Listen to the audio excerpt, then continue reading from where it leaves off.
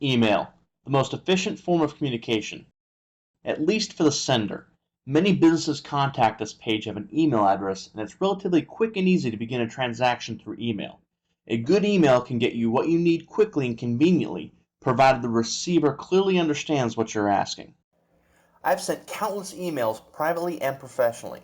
If time is money, then each email has a cost. Here are a few tips to getting the most bang for your buck when sending an email.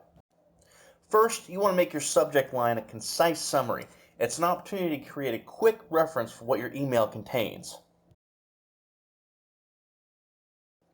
Next, the greeting. This sets the tone of the email. I like to reinforce a sense of time with a good morning or afternoon. This also helps subtly set an expectation for response. It also makes you personable, and people will go out of their way for someone they find easy to work with.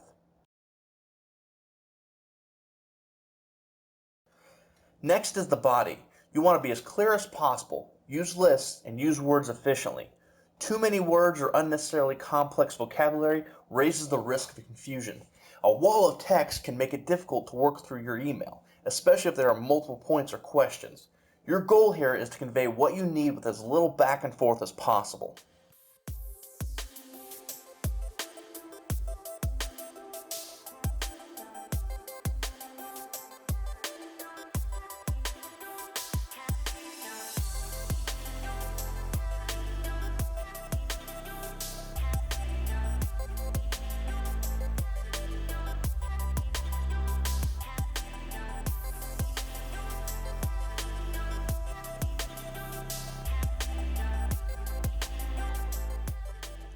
If there is an obvious question the receiver can ask, I like to use my last sentence to try and anticipate that question, providing an answer before it's asked.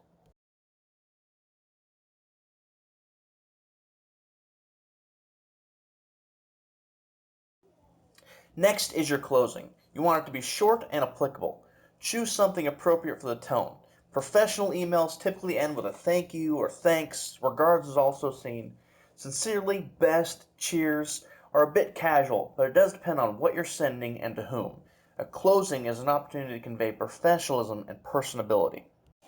To contrast, here's an email that isn't as clear. I don't want to say bad because it'll likely get the job done, but you definitely have a greater risk of some back and forth and not getting the most for your time.